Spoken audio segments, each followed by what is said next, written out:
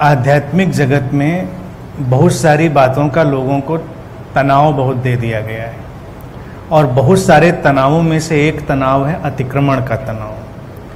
तो अतिक्रमण का अतिक्रमण करना बहुत ज़रूरी है, उसको ट्रांसेंड करना, कि ये जो ट्रांसेंड करना है that very concept of transcendence, you have to transcend that thing that creates a stress. Transcend नहीं करना है, विचार हैं, भाव हैं, वो अपनी प्राकृतिक स्थिति के अनुसार according there natural state at that moment वो आ रहे हैं, उनकी घटना हो रही है। आप उनको बस तटस्थ होकर देखिए, उनको बस ऑब्जर्व करिए और देखते देखते वो गुजर जाएंगे। विचारों और भावों का अतिक्रमण इतना ही है कि उनसे थोड़ा गैर तादाद में विकसित किया जाए, उनसे थोड़ी मानसिक दूरी बनाई जाए, जो कि हमेशा संभव है। हमको कंसेप्ट दिया गया है कि विचार शून्यता और भाव शून्यता का। शून्यता एक कंसेप्ट है, लेकिन लोगों को उससे लगता है विचार गायब हो जाएंगे, भाव गायब हो जाएंगे, और वो उसमें ही लगे रहते हैं कि, और बहुत सारे मेडिटेटर्स इससे जूझते रहते हैं और उनका कभी भी ऐसा नहीं होता कि विचार गायब हो गए हों, भाव गायब हो गए। कुछ गैर ईमानदार मेडिटेटर होते हैं, वो कुछ दिनों के बाद प्रिटेंड करने लगते हैं कि हो गया, गायब हो गए विचार, भाव भी गायब हो गए, विचार सुन। अब कब तक कहें? साल 2 साल 3 साल ध्यान करते हो गया उनको, दूसरों को बताने में उनको थोड़ा असहजता लगती है तो वो डिक्लेयर कर देते हैं गायब हो गए सब, मैं शून्य हो जाता हूँ। तथ्यात्मक रूप से विचार खत्म नहीं होते, उनसे दूरी बन जाती है। ये ऐसे ही है जैसे आसमान में तैरते हुए बादल, हम उनको बस देखते हैं, कभी आसमान ज़्यादा बादलों से भरा है, कभी कम बादलों से भरा है, वो आपके नहीं है। पहली चीज़, अगर विचार या भाव आपके होते तो आप उन पर कुछ कर भी पाते, वो आपके हैं नहीं, वो केवल आपके मेंटल स्पेस में यानी आपके मानसिक आकाश में चले आए हैं। जैसे हम अभी इस अनंत के ऊपर के आसमान को देखें और एकदम देखें कि बहुत बादल यहाँ दिखाई दे रहे हैं, तो क्या ये हमारे अनंत के जो दायरे में स्पेस दिख रहा है, आकाश दिख रहा है, उसमें बादल हैं? उनकी कोई वजह है? इस अनंत के स्पेस की कोई वजह है कि वो आए हुए हैं? नहीं, वो तो बस आ रहे थे और इस दायरे से भी गुजरे। तो ऐसे ही बहुत सारे विचार और भाव स्वतंत्र रूप से अपनी पूरी आज़ादी के साथ अस्तित्व में विचरण करते रहते हैं। अलग अलग कारणों से, अज्ञात कारणों से, जिनको कभी जाना नहीं जा सकता, वो हर व्यक्ति के मानसिक आकाश से गुजरते हैं। कभी वो ज़्यादा होते हैं, कभी कम होते हैं, कभी कभी थोड़ी देर के लिए खाली भी होते हैं। ध्यानी को बस चाहिए कि उनसे अपना तादाद में ना बनाए और शुरुआत करे ये अपने अंदर विश्वास और आस्था डालने से कि कोई विचार या कोई भाव मेरा नहीं है, मैं बस उनको देख रहा हूँ, मेरा नहीं है।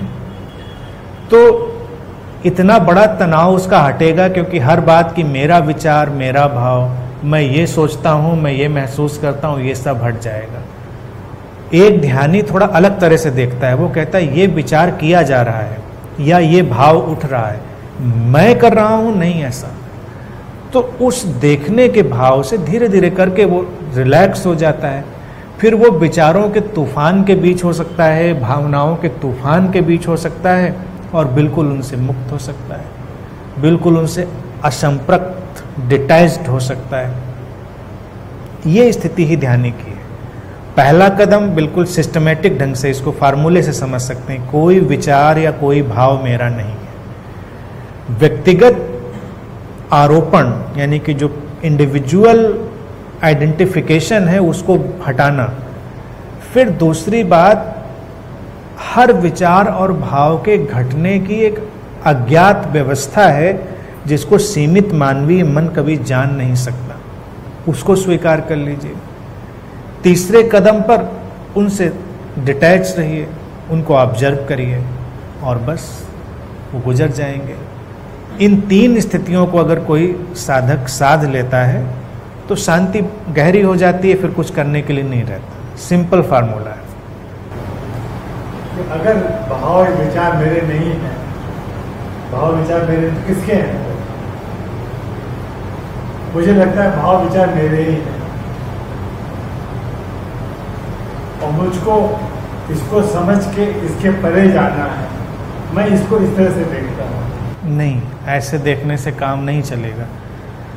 भाव और विचार अस्तित्वगत है, एग्जिस्टेंशियल है वो, और जो पार जाना है बेसिकली वो उस पार जाने में यही समझ घटनी होती है कि वो मेरे नहीं है, तभी कोई पार जा पाता है। जब तक कोई विचार भाव को अपना मानता है वो उनके कभी पार नहीं जा पाता। अगर वो ये भी मानता है कि शांति मेरी है, अब देखिए 2 स्थितियां हो सकती हैं। एक आदमी माने कि क्रोध मेरा है और एक माने कि शांति मेरी है, तो वो दोनों चीज़ें बड़ी ही टेम्परेरी, ट्रांजिएंट, अस्थिर, अस्थाई हो जाएंगी, जो उसको विचलित करती रहेंगी। अगर शांति घटती है, शांति में तो हम ये बात उपयोग करते हैं, जैसे कोई भी व्यक्ति कहे शांति और बोध, तो उसको उपयोग भी कहेगा वो घटा मेरे अंदर, मैंने नहीं घटाया। तो क्रोध भी मेरे अंदर घटा, मैंने नहीं घटाया, वो मेरा नहीं था। इसको जानना ही मुक्ति है और कोई मुक्ति नहीं है। अगर एक व्यक्ति क्रोध करने जा रहा है और उसको एकदम से ये बात पकड़ जाए कि ये मेरा भाव नहीं है, तो क्रोध की जो ऊर्जा है और उसकी जो उत्तेजना है वो ठंडी पड़ने लगेगी। और जैसे ही उसको लगता है कि मैं क्रोध कर रहा हूं या मुझे गुस्सा आ रहा है, तो बढ़ता चला जाएगा। भगवान बुद्ध ने बहुत सिंपल ढंग से इसको ऐसे समझाया है, अपमान के संदर्भ में। बहुत प्रसिद्ध घटना है, जब किसी ने उनको गालियां दी और वो चुपचाप चले गए, तो किसी ने उनसे कहा आपने कुछ कहा नहीं उसको? उसने कहा उसको लग रहा था कि वो गालियां दे रहा है और उसको लग रहा था कि वो मुझे गालियां दे रहा है, लेकिन वो अभी सचेतन नहीं है, वो होश में नहीं है। मैं ये देख सकता हूं कि गालियां घट रही हैं उसके भीतर। उसके भीतर जिस तरह की बेहोशी और उत्तेजना भरी हुई थी, उसके अंदर से गालियां निकली और वो किसी उस काल्पनिक व्यक्ति की तरफ निकली जो वो समझता है, जो मुझे नहीं दे पाया, मुझे कैसे कोई दे सकता है गाली। वो तो जिसको समझ रहा है, तो कौन उलझे इसमें? क्या उलझा जा सकता है? क्योंकि उसने गाली मुझको तो नहीं दी। वो जिसको मेरा होना समझता है, उसने उसको गाली दी, यानी एक काल्पनिक जगह से गालियां उपजी और एक काल्पनिक जगह की तरफ गई, तो उनकी कोई वास्तविक सत्ता नहीं। इसलिए मैं दूर खड़ा रहा, उनको देखता रहा। अब जब वो सचेतन होगा, होश में होगा, स्थितियां बदल जाएंगी और गालियां उसके अंदर से नहीं निकलेंगी। तो इसलिए उन्होंने सबसे ज्यादा जोर दिया करुणा पे। उन्होंने करुणापूर्ण बने रहो। वो कुछ कर नहीं सकता है क्योंकि उसकी स्थिति वैसी है, करुणापूर्ण। तो इसी तरह से देखा जाए, जितने भी भाव हैं उनकी एक व्यवस्था है, उसमें जो तात्कालिक चीज है, जो लोकलाइज्ड स्थिति है, वो भी अपना रोल प्ले कर रही है, और कुछ नॉन लोकलाइज्ड यानी कि जो जागतिक चीज है वो भी अपना रोल प्ले कर रही है। अब अगर आप एक प्रश्न खड़ा करें, एक व्यक्ति एक खास तरह से कोई चीज अनुभव करता है, तो क्या फैक्टर हो सकते हैं? अगर देखा जाए तो उसमें 2 फैक्टर हो सकते हैं। एक उसकी लोकलाइज्ड यानी कि इंडिविजुअल यानी कि परिस्थितिगत और व्यक्तिगत स्थिति, जैसे उसके शरीर मन की एक खास अवस्था, उसके घर परिवार का खास वातावरण, और इसके अलावा एक कॉस्मिक मोमेंट, एक जागतिक मोमेंट जो एनर्जी वाइज बड़े सूक्ष्म ढंग से अपना काम कर रहा है, ऊर्जागत ढंग से। वो दोनों मिलेंगे तो एक खास किस्म का भाव उभर कर आ जाएगा। क्योंकि एक ही बात पर ये नहीं कहा जा सकता कि इस परिस्थिति में ऐसा विचार या ऐसा भाव व्यक्ति करता है, क्योंकि उसी परिस्थिति में कोई दूसरा व्यक्ति वैसा विचार और भाव नहीं भी कर सकता है। जैसे मान लो कोई व्यक्ति कमजोर है, अभी उसके पास कम पैसा है, तो वो ज़्यादा हिंसक व्यवहार कर सकता है, लेकिन उसी के समानांतर कोई और व्यक्ति हो सकता है जो कमज़ोर है और कम पैसा है और वो हिंसक व्यवहार नहीं करेगा, क्योंकि उसका अलाइनमेंट कुछ और ढंग से भी हो सकता है।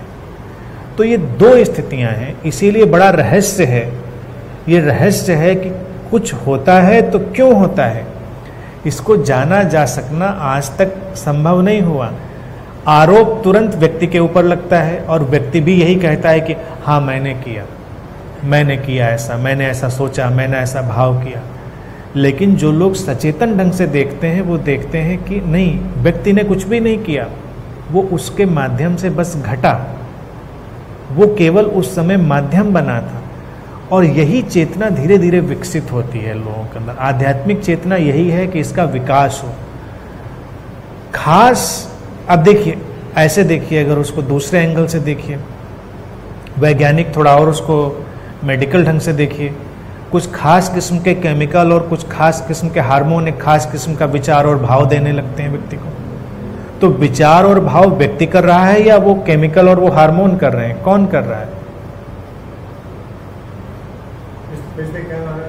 किसी के शरीर में खास किस्म के केमिकल्स और रसायन, हार्मोन एक्टिव हो जाएं तो वो खास किस्म के विचार और भाव करने लग जाता है। तो व्यक्ति ने किया या उन रसायनों और हार्मोनों ने किया? कौन उसके लिए बेस में फंडामेंटली जिम्मेदार था? क्या फर्क पड़ता है? क्या फर्क पड़ता है?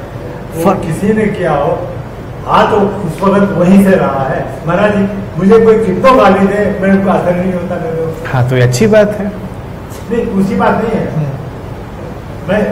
मैं ये सोचता हूँ कि कुछ ऐसा हुआ है, इसको है मेरी वजह से हुआ है। जब समय आएगा तो इसको समझने की कोशिश करूंगा, इसको समझाऊंगा, या चलो ठीक है, हो गया। कोई रुकता ही नहीं कोई चीज। वो ठीक है, जो आप कह रहे हैं वो भी ठीक है कि होता तो व्यक्ति के अंदर से ही है, तो काम भी उस करना पड़ेगा, जिम्मेदारी भी होगी, उसको बताना भी पड़ेगा, समझाना भी पड़ेगा, सारी चीजें उसी को। लेकिन ये और गहरे की तरफ जाकर देखना है, तब हमको उससे एक मुक्ति मिलती। हमको लगता है नहीं, ये खुद थोड़े कर रहा है, हमको कुछ और फैक्टर्स भी करना है। अब जैसे मान लीजिए किसी का थोड़ा सा सेरिब्रल बैलेंस गड़बड़ हो जाए तो वो टेढ़ा टेढ़ा चलेगा, संतुलन होकर नहीं चल पाएगा।